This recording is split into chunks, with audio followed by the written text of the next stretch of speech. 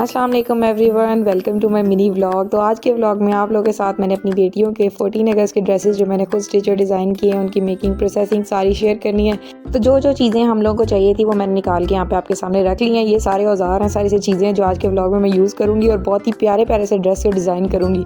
ये हुनर भी मेरे अंदर मौजूद था, मुझे तो आइडिया भी नहीं था, अंदाज़ा नहीं था, लेकिन बस जी काम करते करते और वक्त के साथ साथ सब कुछ सीख जाता है इंसान। और बस कुछ इंसान ऐसे होते हैं जिनके अंदर अल्लाह ताला ने नेचुरल एबिलिटीज़ जो है ना कुछ ज़्यादा रखी होती हैं और वो हर चीज़ को जल्दी से जल्दी पिक कर लेते हैं और जल्दी जल्दी सीख लेते हैं। तो बस मैं भी उन्हीं लोगों में से एक हूँ। शुक्र है अल्हम्दुलिल्लाह, अल्लाह ताला जी बुरी नज़रों से बचा के रखे।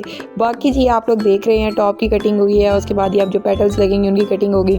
तो आज का ड्रेस और डिज़ाइन और ये इतनी लंबी वीडियो बनाने का मकसद एक बहुत ही अच्छी अच्छी बातें भी आप लोगों के साथ शेयर करना था ब्लॉग में, क्योंकि यूट्यूब को जब से मैंने स्किप किया ना, यूट्यूब से गैप लिया है, तो कभी कभी दिल करता है कि यूट्यूब को दोबारा से कैरी ऑन करूँ, लेकिन फिर जो लाइफ में कुछ ऐसी चीज़ें जो है वो ऑफ कैमरा चल रही होती हैं जिनको टाइम देना बहुत ज़्यादा इंपॉर्टेंट होता है। तो इस वजह से आजकल जी हम लोग जो है वो टिकटॉक पर ब्लॉग अपलोड किया करेंगे, मिनी ब्लॉग आप लोगों के साथ यहाँ बातें कर लिया करेंगे। तो हम लोग जानते हैं जी, सब लोग जानते होंगे कि 14 अगस्त को पाकिस्तान जो है वो आज़ाद हुआ था। अब कुछ लोग इस बात से मुत्तफिक हैं और कुछ लोग कहते हैं कि नहीं जी अभी तक पाकिस्तान आज़ाद नहीं हुआ, लेकिन खैर जी ये अल्लाह ताला बेहतर जानते हैं। फ़िलहाल तो अवाम इस नलकी की तरह घूम रही है और जो लीडर्स हैं वो हमें इस तरह से घुमा रहे हैं जिस तरह से नलकी घूम रही है। लेकिन खैर जी अच्छे की दुआ करनी चाहिए, अच्छे की उम्मीद रखनी चाहिए, इंशाल्लाह वो दिन भी ज़रूर आएंगे। हम पाकिस्तान में रहते हैं और हमें यहाँ इस मुल्क से बहुत ज़्यादा प्यार है। ये एक चीज़ नेचुरल होती है, जिस ज़मीन पे इंसान पैदा होता है, पला बढ़ता है ना, तो उसके साथ एक जो अटैचमेंट और जो अट्रैक्शन होती है ना, वो एक नेचुरल चीज़ है और हम इस चीज़ को डिनाई नहीं कर सकते। हम दुनिया के किसी भी कोने में चले जाए ना, लेकिन पाकिस्तान की तरह की मौज जो है ना वो दुनिया में कहीं भी नहीं है।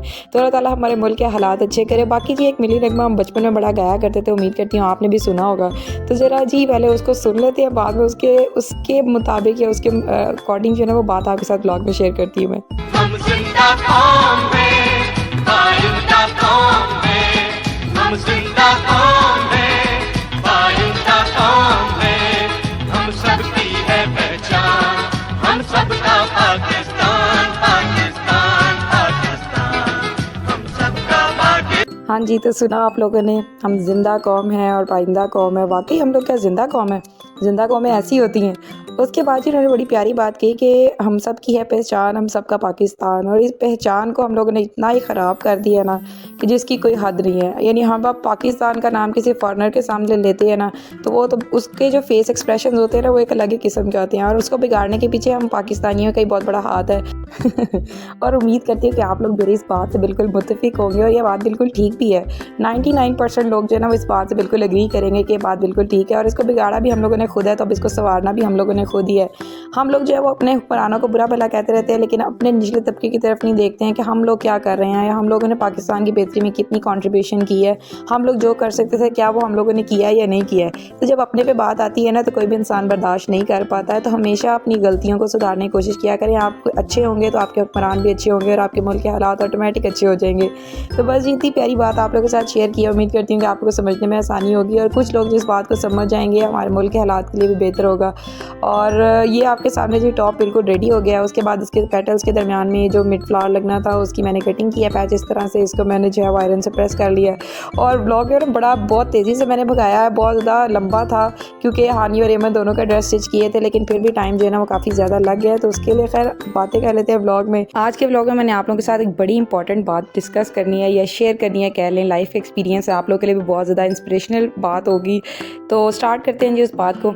आज मैं आप लोग के साथ शेयर करूँगी एक स्टोरी, एक क्रो की और एक ईगल की। आप लोगों को पता है कि ईगल जो है उसको किंग ऑफ द स्काई कहा जाता है या वो बर्ड है ऐसा जो स्काई के ऊपर राज करता है, आसमानों पे राज करता है। लेकिन उसके ऊपर कोई भी परिंदा अटैक करने से पहले 100 बार सोचता है because of its huge size और उसके विंग्स का जो स्पैन है बहुत बड़ा होता है। लेकिन एक परिंदा अभी भी ऐसा है जो उसके ऊपर जो है वो जुर्रत जिसके अंदर है कि वो ईगल पे अटैक करता है। और वो कौन सा परिंदा है? वो है क्रो।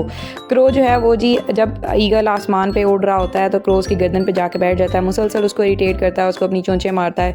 और अब सोचने वाली बात ये है कि क्या ईगल उसके ऊपर काउंटर अटैक करता है या नहीं करता है। तो उसका आंसर बहुत ही ज़्यादा इंटरेस्टिंग है और सबसे मज़े की बात उसी के अंदर छुपी हुई है। ईगल जी क्रो के ऊपर काउंटर अटैक नहीं करता। जब क्रो उसकी गर्दन के ऊपर आके बैठता है और उस पर चोंचे मार रहा होता है तो ईगल एक बहुत ही इंपॉर्टेंट काम करता है और वो ये करता है कि वो अपना एल्टीट्यूड हाई करना शुरू कर देता है।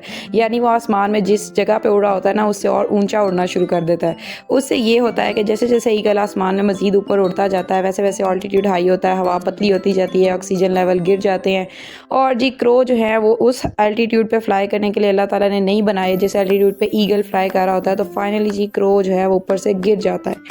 अब वो गिरता इसलिए नहीं है कि ईगल ने उसके ऊपर काउंटर अटैक किया होता है, वो गिरता इसलिए है कि वो ईगल का मुकाबला नहीं कर पा रहा होता। तो इसी तरह से अब आपने अपनी लाइफ के अंदर क्रो बनना है या ईगल बनना है, वो आपकी अपनी ज़िम्मेदारी है कि आप क्या बनना चाहते हैं। आपके इर्द गिर्द भी बहुत सारे लोग ऐसे हैं जो बिल्कुल कौवों की तरह काएँ काएँ काएँ काएँ करते हैं, आपकी किरदार कशी भी करते हैं, आपको नीचा दिखाने की कोशिश करते हैं। आप अगर किसी काम में होते हैं तो आपको जो है वो बहुत ज़्यादा जो है वो इरिटेट करते हैं। लेकिन जी आप लोग अगर क्रो बनेंगे, आप उनके साथ मुकाबला करने की कोशिश करेंगे, क्योंकि वो लोग आपके स्टैंडर्ड के नहीं हैं और ना वो लोग अभी आपके स्टैंडर्ड पे पहुंच सकते हैं। कोशिश वो यही करते हैं कि हम काएँ काएँ करके इनको डिस्ट्रैक्ट कर दें, इनको अपनी राह से भटका दें। तो ऐसे लोगों को कौवों की जगह पे ही रखें, अपनी एल्टीट्यूड को हाई करें, ऐसे लोगों में बैठें जिनका स्टैंडर्ड आपसे मैच करता हो और ऐसी कम्युनिटी से दूर रहें जो आपको जो है वो भगाना चाह रहे हो या आपको अपनी ट्रैक से डिस्ट्रैक्ट कर रहे हो। तो ये थी जी आज के ब्लॉग की सबसे इम्पॉर्टेंट बात। और आज़ादी के जश्न पे इससे बड़ी बात और नहीं हो सकती कि आपकी लाइफ के अंदर भी आप आज़ाद हों, खुद मुख्तार हों। जैसे जी आप लोग को अपनी ज़िंदगी गुजारनी चाहिए वैसे आप लोग गुजारें और एक अच्छे इंसानों की तरह, एक अच्छे बच्चों की तरह अपने आप को जो है वो अच्छा बनाने की कोशिश करें, अपने हालात को बेहतर करने की कोशिश करें, अपने मुल्क के हालात को बेहतर करने की कोशिश करें। आपके इर्द गिर्द जो ऐसे लोग होते हैं ना जिनके पास नेगेटिविटी बहुत ज़्यादा होती है, हमेशा उनसे बचने की कोशिश करनी चाहिए। तो खैर जी उम्मीद करती हूँ कि आपको ये बात मेरी बहुत ज़्यादा पसंद आई होगी। और जी आपके सामने ये सैंडल भी बहुत खूबसूरत से बन के तैयार हो गए हैं और इतनी प्यारी बात भी मैंने आप लोग के साथ शेयर कर दी है। और अगर आप लोगों को ये बात अच्छी लगी है ना तो आपने कमेंट्स में मुझे ज़रूर बताना है। जिन जिन लोगों ने ब्लॉग देखा है वो यहाँ तक पहुँचे हैं, उन्होंने मेरी बात सुनी है, तो वो लोग एक कमेंट ज़रूर करके बताएं कि वो इस बात से मुत्तफिक हैं या नहीं हैं और तहिया करें कि आने वाले ईयर में या अगले 14 अगस्त तक वो ईगल बनेंगे या क्रो बनेंगे और अपनी लाइफ से जितने भी नेगेटिव लोग हैं उनको निकालेंगे या नहीं निकालेंगे। तो खैर जी बड़ा मज़े की बात थी और ये इतने प्यारे प्यारे सैंडल्स आपके सामने बन के रेडी हो गए हैं, बहुत ही खूबसूरत बने थे। जो चीज़ मैं बनाती जा रही थी ना मुझे वही चीज़ बहुत ज़्यादा पसंद भी आ रही थी और मैं साथ साथ जो है वो रिकॉर्ड भी कर रही थी। काफ़ी टाइम के बाद मैं ब्लॉग्स जो है ना वो रिकॉर्ड कर रही हूँ, यूट्यूब में करती रही हूँ 1 साल पूरा और अब मेरा जो है वो दिल कभी कभी करता भी है कि दोबारा उस लाइफ में आए और बिज़ी करें। लेकिन फिर चीज़ें कुछ ऐसी हैं जिनको टाइम देना बहुत इंपॉर्टेंट है। हमारी लाइफ में ना कुछ चीज़ें होती हैं जो बहुत ज़्यादा इंपॉर्टेंट होती हैं, यानी जो कुछ हम कर रहे होते हैं ना उन चीज़ों को रोक के हमें उनको टाइम देना पड़ता है और ऐसी चीज़ें एक औलाद ही होती है, क्योंकि औलाद के लिए माँ बाप बहुत ज़्यादा सेक्रीफाइस करता है, अपनी हर चीज़ को, अपने टाइम को मैनेज करता है, अपने बच्चों को जो है वो अच्छा फ्यूचर देने की कोशिश करता है, उनको अच्छी अच्छी बातें सिखाता है, उनकी अच्छी तरबियत करता है। तो माँ बाप से ज़्यादा जो आपका बड़ा खैर ख्वाह और फ़िक्रमंद इंसान है ना वो कोई भी नहीं होता, क्योंकि हम अपनी लाइफ को दांव पे लगाते हैं। हम अपनी कामयाबियों को, अपने सक्सेस को एक साइड पे रख के अपनी औलाद के बारे में सोचते हैं कि अभी फ़िलहाल उनको हमारी ज़्यादा ज़रूरत है। और जब वही औलाद इस काबिल हो जाती है तो फिर वो जो पेरेंट्स ने उनके लिए कुर्बानियाँ की होती हैं, सॉरी, उनको भूल जाती है कि हमारे पेरेंट्स ने हमारे लिए क्या कुछ किया था। तो जी बच्चों को भी मैं यही कहना चाहूँगी कि अपने माँ बाप की कुर्बानियों को याद रखा करें। हो सकता है कि माँ बाप किसी लाइफ के स्टेज पे पहुँच के गलत हों, उनके अंदर भी कुछ जो है वो गलतियाँ हों, लेकिन उनकी गलतियों को देखने के बजाय आप खुद को अच्छा करने की कोशिश किया करें कि आप लोग जो हैं वो किस तरह से अपनी लाइफ को मैनेज करेंगे या आपने अपने पेरेंट्स को किस तरह से अपनी लाइफ के साथ साथ लेके चलना है। और माँ बाप जी बहुत ही कीमती सरमाया होते हैं ज़िंदगी का, इनके बगैर ज़िंदगी कुछ भी नहीं है। इनकी दुआओं से आप ज़िंदगी में कामयाब भी हो जाते हैं और इनकी बद्दुआओं से अल्लाह ताला आपसे सब कुछ ले भी लेता है वापस। तो ये आपके पास अल्लाह के दिए एक बहुत ही कीमती तोहफ़ों की तरह है, गिफ्ट हैं आप लोग के पास अल्लाह के।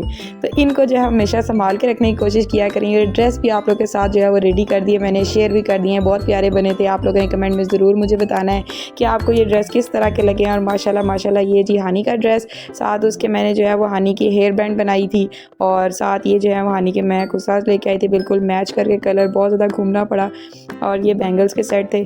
तो बस जी ये सारी बातें थी, व्लॉग था, माशाल्लाह ड्रेसेस थे जो मैंने आपके साथ शेयर किए हैं, बड़ी प्यारी प्यारी बातें की हैं। तो अगर आपको अच्छी लगी हैं तो आपने इस वीडियो को लाइक करना है और एक प्यारा सा कमेंट आपने ज़रूर करना है। हर चीज़, हर कामयाबी का एक जो है ना वो खिराज अदा करना पड़ता है। जब इंसान किसी चीज़ या किसी मुकाम पे होता है ना तो हम उसको देख के कह रहे होते हैं कि ये बहुत ज़्यादा कामयाब हो गया, लेकिन उसने जो सेक्रीफाइसेस की होती हैं ना उसके पीछे वो बहुत ज़्यादा ज़रूरी होती हैं।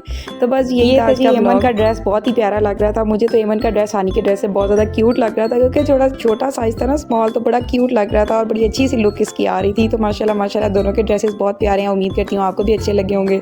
तो मिलेंगे जी अब नेक्स्ट व्लॉग में अच्छी अच्छी बातों के साथ। तो तब तक के लिए अल्लाह हाफिज़ और जश्न आज़ादी बहुत बहुत मुबारक।